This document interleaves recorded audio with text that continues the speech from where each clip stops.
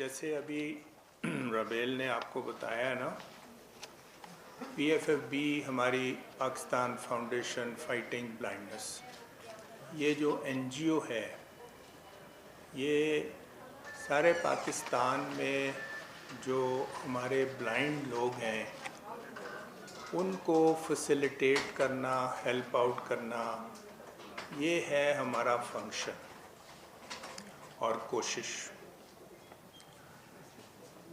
अब इसके लिए वेरियस एक्टिविटीज़ हैं जो कि हमारे यहाँ चलती हैं। उसमें एजुकेशन एक साइड है, बुनियादी साइड, पहले बच्चों को, बड़ों को एजुकेट करना, फिर उसके बाद उनके लिए जॉब्स फैसिलिटेट करना ताकि वो आगे भी चल सकें और उसमें अपनी जो लाइफ टाइम है उसे सक्सेसफुली स्पेंड करें। अब ये एक जो इस वक्त बात जिसके ऊपर हम ख़ास तौर पे करना चाह रहे हैं वो ये था, एक फंक्शन था जिस पे कि हमारी तरफ से भी ये जो ब्लाइंड थे, 3 लोग थे जिन्होंने इसमें हिस्सा लिया, और उसमें फिर अब ये जो हमें एक बड़ी, मैं समझता हूँ कि पॉजिटिव बात है, रिज़ल्ट है। वन ऑफ देम जो जिसका नाम हमारे साथ इधर मौजूद हैं, तनवीर अहमद, उन्होंने इसमें सेकंड पोजीशन जो थी ना कंपटीशन में, वो अचीव की और उससे फिर उनको सिल्वर मेडल जो है वो दिया गया है। सारे पाकिस्तान लेवल की बात है, ये नेशनल लेवल की। इट इज़ ए वेरी एक मतलब है बड़ा एक अचीवमेंट है हमारे हिसाब से, माशाल्लाह, विच ही हैज़ मैनेज्ड। और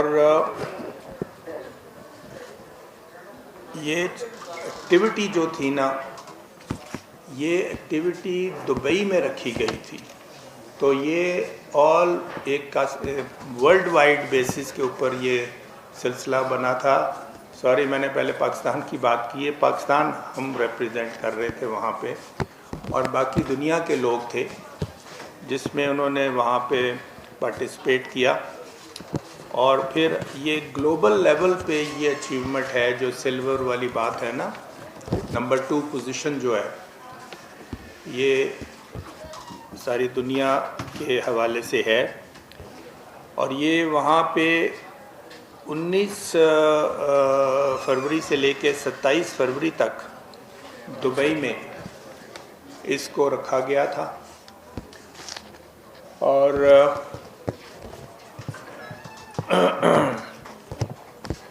इसके ऊपर अब ये जो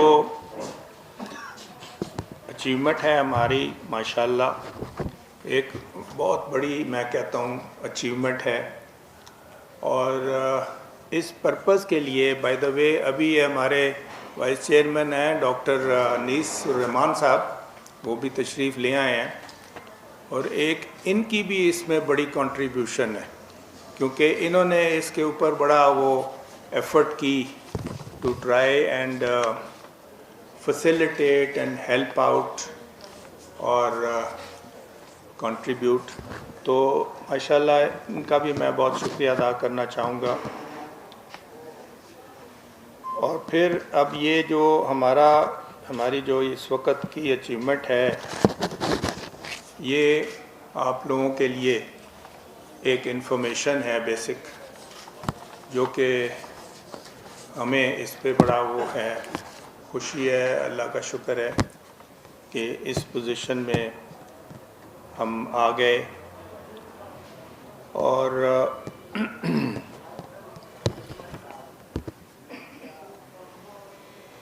ये जो था ना, ये जो एक्टिविटी थी दुबई में, ये इसको कहते थे वर्ल्ड आर्चरी चैम्पियनशिप। तो वो उसके लिए, जैसे मैंने बताया कि सारी दुनिया से वेरियस पार्टीज़ ने पार्टिसिपेट किया था, और उसमें जिसने क्वार्टर फाइनल पहले जीता था ना, वो उसका नाम था मिस्टर मैटो, इटली से थे ये, और वो उसने बाय 6-4 जीता था। और फिर उसने आगे सेमीफाइनल जो था वो जीता था न्यूबरी में, जो नाम था उसका बंदे का, ऑस्ट्रेलिया का। वो 6-2 से उसने, मैंने जीते थे दोनों इनसे। ये दोनों मैचेस मैंने जीते थे इनसे। दोनों जी जी। इनके खिलाफ इनको मैंने बीट किया था दोनों को। हाँ, तो ये जो दो मैंने नाम लिए कंट्रीज़ के जो लोग हैं, इटली से मतायो था, हाँ, और दूसरा ये था न्यूबरी वाला, ऑस्ट्रेलिया वाला। तो इनको ये हमारे बंदे ने इसको बीट किया था। जी जी, तनवीर है ये हमारा जो जीतने वाला बंदा है ना, तनवीर, ये भी मेरे साथ बैठा है। तो इसने इसको अचीव किया था। और इसने अनफॉर्चुनेटली वो जो होता है ना, गोल्ड मेडल होता है, वो तो नहीं अचीव किया, लेकिन सिल्वर मेडल अचीव किया है। और वो उसमें एक बेल्जियम का बंदा था ना, रूबेन वैन हॉलबैक नाम है, जिसने फिर इनको हराया था फाइनल में। हाँ, एक मिनट मैं देता हूँ। तो ये थी अपना जो एक पोजीशन आपको मैं बताना चाह रहा था। और बाकी अब ये इस बारे में मज़ीद जो भी बात होगी ना, वो हमारे वाइस चेयरमैन आ गए हैं, तो वो फिर आपसे भी बात करते हैं। थैंक यू जी।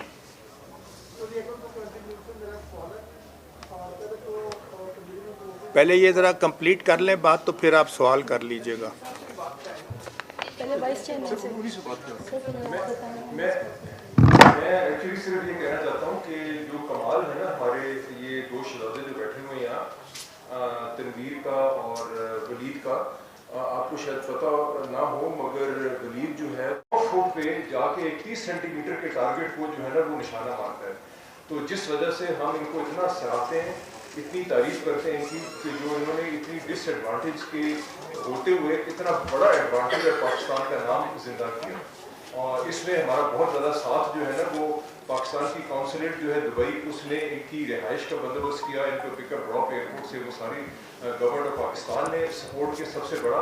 और हमारे अलावा फिर हबीब बैंक को दी, और बाकी पाकिस्तान फाउंडेशन फाइटिंग ब्रांड्स। मेरे ख्याल है आप तनवीर साहब से और आप क्या कहते हैं, वलीद से बात करें जी, ये हमारे जो हमारे आज के शेर हैं।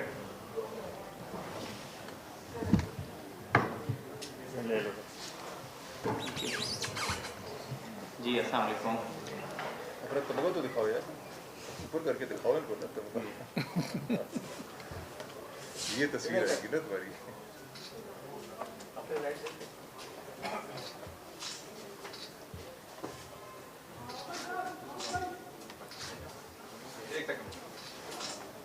सर, ये दूसरे जो कैंडिडेट है वो 7th इन द वर्ल्ड है, ये 2nd है और वो 7th है। वर्ल्ड आर्चरी पैरा चैम्पियनशिप थी, जो कि हर 2 साल बाद मुनक्किद होती है वर्ल्ड लेवल पे, जिस पे पूरी दुनिया से एथलीट जो है वो पार्टिसिपेट करते हैं। तो फर्स्ट टाइम किसी भी एशियन कंट्री से 2 पार्टिसिपेशन गई थी, जो कि मेरी और वलीद की थी, और हमने फर्स्ट टाइम इसमें पार्टिसिपेट करना था। बहुत सारे अप्स एंड डाउन के बाद हम इस इवेंट तक पहुँचे और स्पेशली PFFB ने जो हमारे साथ कंट्रीब्यूट किया, दे आर दी वंस जिन्होंने सबसे पहले हमें कहा कि हम आपको सपोर्ट करेंगे और हम बड़े खुश थे कि हम जो है फर्स्ट टाइम जो है इंटरनेशनल एरिना में जाएंगे। ये हमारे दिनों में नहीं था कि वहाँ से हम कोई मेडल भी लेके आएंगे।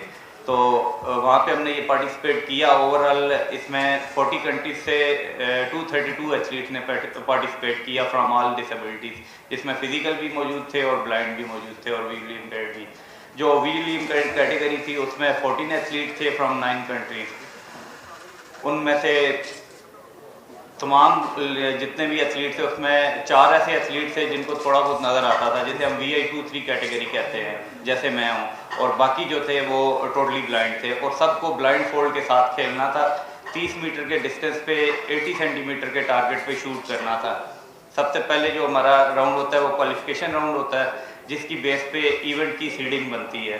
तो उसमें 72 एरोज हमें शूट करने होते हैं, जिस पे मैंने और वलीद ने दोनों ने जो है 264 पॉइंट्स ईच हासिल किए, जो कि रैंकिंग में मेरी उस वक्त जो है वो 6ठी पोजीशन थी और रैंकिंग में 8वीं पोजीशन थी और वलीद की 9वीं पोजीशन थी। उसके अलावा जब उसके बाद हमें पता चला कि नॉकआउट राउंड होगा, उसके बाद दो टॉप 2 खिलाड़ी जो हैं वो आगे चले जाएंगे क्वार्टर फाइनल्स में और बाकी जो 6 खिलाड़ी हैं उनको प्री क्वार्टर फाइनल खेलना पड़ेगा। तो उसमें मेरा मुकाबला था इंग्लैंड के रॉजर रीस एवान से और वलीद का मुकाबला जो है स्पेन के खिलाड़ी से था, मार्टिनन आया थे। वलीद ने अच्छी फाइट की पहले ही मैच में, लेकिन अनफॉर्चुनेटली 4-6 से ये लॉस कर गए स्पेन के खिलाड़ी से, जबकि मैंने इंग्लैंड के खिलाड़ी को हराया 2-6 से। उसके बाद क्वार्टर फाइनल में मेरा मुकाबला था इटली के खिलाड़ी मतायो से, जो कि उस वक्त सीडिंग में नंबर 2 खिलाड़ी था और मैंने उसको जो 2-6 से बासानी हरा दिया था उस मैच में, 4-6 से हरा दिया था। उसके बाद सेमीफाइनल में मेरा मुकाबला ऑस्ट्रेलिया के न्यूबेरी से आया, जो कि मैंने कन्विंसिंगली जीत लिया 2-6 से। और फिर फाइनल था जो कि 2 दफ़ा का वर्ल्ड चैम्पियन रॉबन वैन हालबेक, जो इसका ताल्लुक बेल्जियम से है, उसके साथ था। अनफॉर्चुनेटली क्योंकि वो वेन्यू थोड़ा डिफरेंट था, हमारी गेम में वेन्यू चेंज होने से बड़ा फर्क पड़ता है, लेकिन ओवरऑल सेटिस्फाइंग इसलिए था कि मैंने कम से कम गोल्ड मेडल मैच के लिए क्वालिफाई किया था।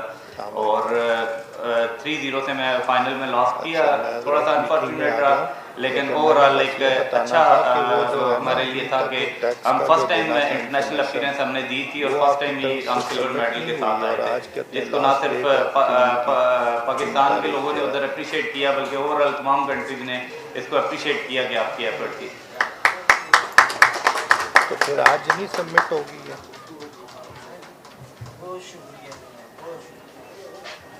सर अगर कोई सवाल पूछा जाए तो पूछ सकते हैं। जरा इसको देख लो यार, उसको सबमिट भी करना चाहिए। गोल्ड मेडल क्यों नहीं जीता? कोशिश यही थी कि जीतें, लेकिन एक मेन मैच था उसमें इतना अच्छा परफॉर्म नहीं। हालांकि आप देखें कि जितने मैचेस थे शुरू के उन सब में मेरी बेस्ट परफॉर्मेंस थी। जो मेरा अपोनेंट था वो मुझसे ज़रा खौफज़दा भी था। वैसे वो 27 स्कोर 28 स्कोर करता था अपने 3 एरोज में, और जबकि मेरे अगेंस्ट उसने 16, 17 और 20 स्कोर किया, लेकिन बस थोड़ा सा मैं मेन मैच का प्रेशर नहीं ले सका। सर उससे ज़्यादा इम्पोर्टेंट चीज़ ये है कि उन लोगों की गवर्नमेंट